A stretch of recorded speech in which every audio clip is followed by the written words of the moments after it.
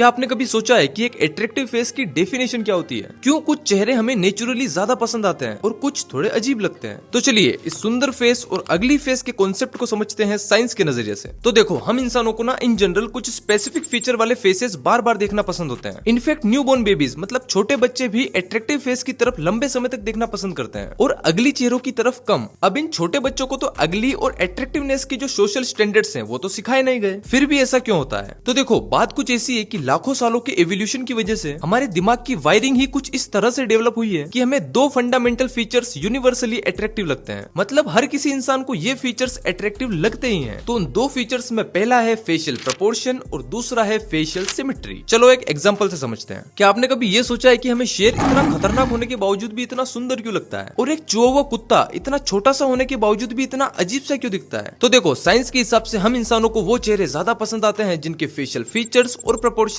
Average हो, और वहीं दूसरी ओर वो फेसेस जिनके फीचर्स एक्सट्रीम में हो। मतलब बहुत बड़ी नाक या बहुत छोटी नाक, बहुत बड़ा मुंह, बहुत बड़े दांत या बहुत छोटी आंखें, यानी ऐसे एक्सट्रीम फीचर वाले फेसेस हमें यूजुअली अट्रैक्टिव नहीं लगते। और इसी वजह से जो एनिमल फेसेस के प्रोपोर्शन एक एवरेज फीचर वाले ह्यूमन फेस के प्रोपोर्शन से मैच करते हैं, वो एनिमल के फेसेस हमें ज्यादा सुंदर लगते हैं। और वहीं जो एनिमल फेसेस के प्रोपोर्शन एक अनअट्रैक्टिव ह्यूमन फेस की झलक देते हैं, वो हमें अगली और डरावने लगते हैं। और जैसा कि हमने शेर का एग्जांपल लिया था, तो शेर के फेस के फीचर्स और प्रोपोर्शंस एक अट्रैक्टिव ह्यूमन फेस से मैच करते हैं, जबकि एक चिहुआहुआ कुत्ते की वीक चिन और बहुत बड़ी आंखें एक अगली ह्यूमन फेस जैसा लुक देती है। तो ये तो हुई फेशियल प्रोपोर्शन की बात। अब बात करते हैं दूसरे यूनिवर्सली अट्रैक्टिव फीचर के बारे में, जो है फेशियल सिमेट्री। देखो, एक बहुत ही इंटरेस्टिंग स्टडी कंडक्ट की गई थी। बेसिकली इस स्टडी में रिसर्चर्स ने कुछ ओरिजिनल ह्यूमन फेसेस के फोटोज लिए थे और उनके इमेजेस को एडिट करके उनके सिमेट्रिकल वर्जन बनाए थे। फिर उन्होंने ये दोनों तरह के फोटोज लोगों को दिखाए विदाउट टेलिंग देम कि कौन सा ओरिजिनल है और कौन सा एडिटेड। तो रिजल्ट ये आया कि ज्यादातर लोगों ने अट्रैक्टिवनेस की स्केल पर हमेशा सिमेट्रिकल फेसेस को ज्यादा स्कोर दिया। और मैं आपको बता दूं कि सिर्फ फेस में ही नहीं, हम इंसानों को दूसरी चीजों में भी सिमेट्री पसंद आती है।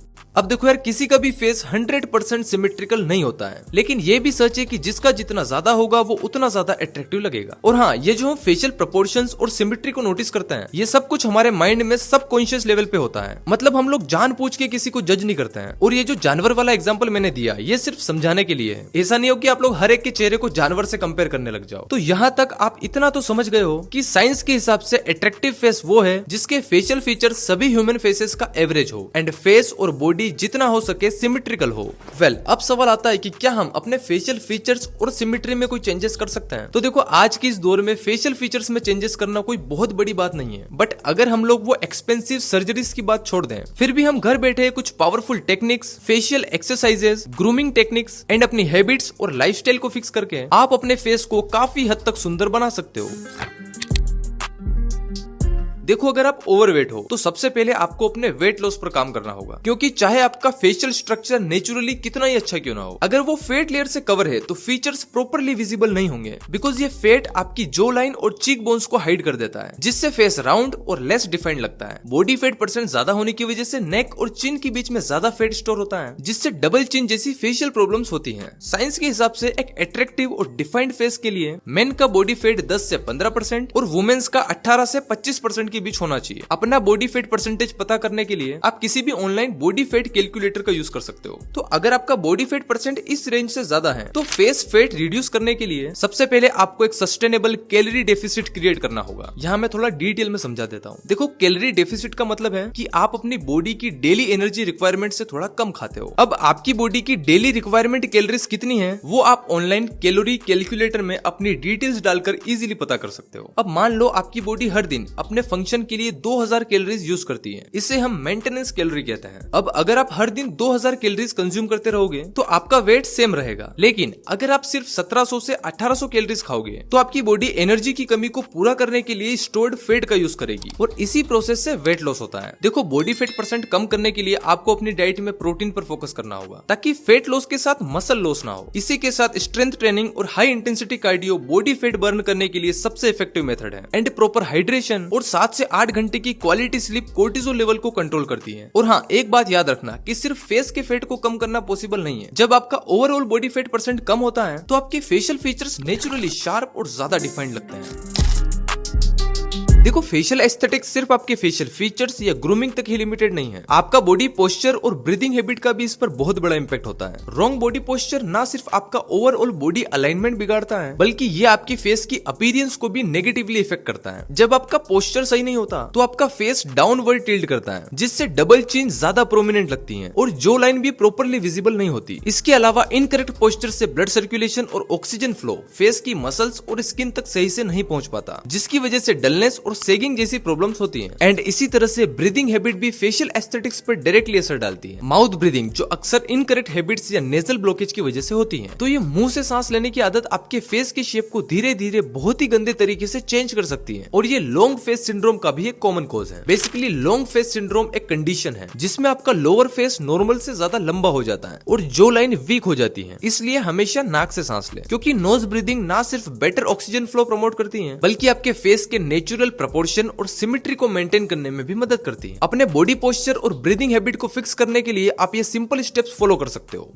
पोस्चर करेक्शन के लिए आप ये 2 सिंपल एक्सरसाइजेस जरूर करें। फर्स्ट है चिन टक्स। चिन टक्स एक्सरसाइज को आप स्टैंडिंग या सिटिंग पोजीशन में कर सकते हो। बिगिनर्स के लिए इसे करने का एक सिंपल तरीका ये है, सीधे बैठ जाएं और सामने देखें। ध्यान रहे आपके शोल्डर आपके कान के नीचे आने चाहिए। अब अपनी चिन पर एक उंगली रखो। उंगली को मूव किए बिना अपनी चिन और हेड को पीछे की ओर तब तक पुल करें जब तक आपकी नेक में एक स्ट्रेच फील ना हो। अब आपकी चिन और उंगली के बीच में थोड़ी सी डिस्टेंस होनी चाहिए। अगर हो सके तो इस पोजीशन को 5 सेकंड के लिए होल्ड करें, फिर अपनी चिन को वापस उंगली के पास लेकर आओ। इस एक्सरसाइज को टोटल 10 बार रिपीट करो, या आप जितना कंफर्टेबली कर सकते हैं उतना करो। शुरुआत में उंगली को एक रेफरेंस पॉइंट की तरह यूज करना हेल्पफुल हो सकता है। जैसे जैसे आपको चिन टक एक्सरसाइज कंफर्टेबल लगने लगेगी, फिर उंगली रखना जरूरी नहीं है। चिन टक एक्सरसाइज नेक मसल को स्ट्रॉन्ग और स्ट्रेच करके हेड और शोल्डर को प्रॉपर अलाइनमेंट में लाती है। ये पोस्चर इंप्रूव करने के साथ लॉन्ग टर्म तक करेक्ट पोस्चर मेंटेन करने में मदद करती है। सेकंड एक्सरसाइज है वॉल अलाइनमेंट। एक वॉल के अगेंस्ट खड़े होकर अपनी बैक, शोल्डर और हेड को वॉल के साथ अलाइन करें एंड अपने हाथों को 90 डिग्री पर रखो और कुछ इस तरह से मूव करो। ये एक्सरसाइज आपके बॉडी पोस्चर को इंप्रूव करती है। इसके अलावा कंप्यूटर, लैपटॉप या मोबाइल यूज करते वक्त स्क्रीन को अपने आई लेवल पर रखें ताकि हेड और नेक अलाइन रहे। एंड अपनी ब्रीदिंग हैबिट इंप्रूव करने के लिए आप हमेशा अपनी नाक से सांस लें। अगर नेजल ब्लॉकेज की प्रॉब्लम है तो किसी ENT स्पेशलिस्ट से कंसल्ट करें। एंड डीप ब्रीदिंग को प्रैक्टिस करें। डीप ब्रीदिंग से स्ट्रेस रिड्यूस होता है और सोते वक्त माउथ ब्रीदिंग को कंट्रोल करने के लिए नेजल स्ट्राइप्स का यूज करें। भुजंगासन और ताड़ासन जैसे योगा पोजेस पोस्चर और ब्रीदिंग के लिए इफेक्टिव होते हैं। इसके अलावा सोते वक्त कमर के बल सोएं और प्रॉपर पिलो यूज करें जो नेक और स्पाइन अलाइनमेंट को सपोर्ट करें। देखो म्यूइंग एक सिंपल और इफेक्टिव टेक्निक है जो आपकी जो line and overall facial structure को एनहांस करने के लिए यूज होती है। ये टेक्निक 1970s में डॉक्टर जॉन म्यू ने इंट्रोड्यूस की थी और तभी से ये वर्ल्ड वाइड पॉपुलर हो रही है। इस टेक्निक का बेसिक प्रिंसिपल है टंग पोस्चर को करेक्ट करना। जब आप अपनी टंग को माउथ के रूफ पर यानी ऊपर वाले हिस्से पर रखते हो तो ये अपवर्ड प्रेशर क्रिएट करता है जो आपकी फेशियल मसल्स और बोन्स पर धीरे धीरे पॉजिटिव इंपैक्ट डाल सकता है। इनकरेक्ट टंग पोस्चर जैसे टंग को माउथ के लोअर पार्ट में रेस्ट करना जो लाइन और चीक बोन्स के प्रॉपर डेवलपमेंट को हाइडर कर सकता है, और इसी वजह से जो लोग मुंह से सांस लेते हैं उनका फेस अक्सर एलोंगेट और लेस डिफाइन लगता है। लेकिन कंसिस्टेंट म्यूइंग से आपका फेस ज्यादा सिमेट्रिकल और शार्प दिखने लगता है। एंड याद रहे ये एक ओवरनाइट सॉल्यूशन नहीं है, कंसिस्टेंसी और पेशेंस के साथ प्रैक्टिस करना जरूरी है। अगर आप इसे अपनी डेली रूटीन का पार्ट बनाएंगे तो लॉन्ग टर्म में आप अपनी जो लाइन और फेशियल सिमेट्री में नोटिसेबल डिफरेंस देख पाओगे। बाकी इस म्यूइंग के कॉन्सेप्ट को मैंने अपनी इस लुक्स मैक्सिंग वाली वीडियो में बहुत ही डिटेल में समझाया है और लगभग 10 लाख से भी ज्यादा लोगों ने इस टेक्निक को सीखा है।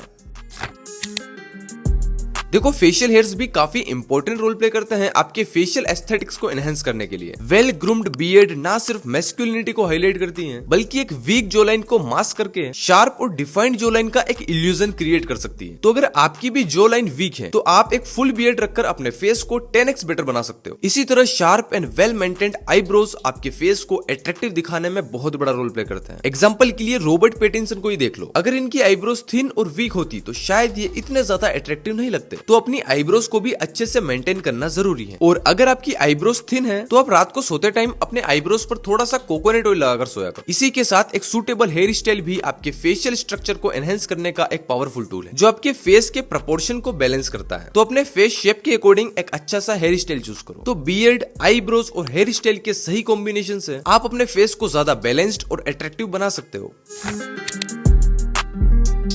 स्किन क्वालिटी आपके ओवरऑल फेशियल एस्थेटिक्स को डायरेक्टली इंपैक्ट करती है। डल, अनइवन या एक्ने प्रोन स्किन आपके नेचुरल फीचर्स को ओवरशैडो कर सकती है, जबकि एक क्लियर और ग्लोइंग स्किन आपके फेस के प्रोपोर्शन और सिमेट्री को बैलेंस करती है। अपनी स्किन क्वालिटी इंप्रूव करने के लिए आपको proper skin care routine, balance diet और हाइड्रेशन के साथ अपनी लाइफस्टाइल को फिक्स करना होगा। पोल्यूशन, यूवी रेज और unhealthy lifestyle choices skin damage का मेजर कॉज होते हैं, लेकिन कंसिस्टेंट एफर्ट और साइंटिफिकली प्रूवन मेथड के जरिए आप अपनी स्किन क्वालिटी को डेफिनेटली इंप्रूव कर सकते हो। अगर आपको स्किन केयर से रिलेटेड और भी डीप नॉलेज चाहिए तो आप मेरी ये वीडियो देख सकते हो। बाकी मैं मिलता हूँ किसी अगली शानदार वीडियो में।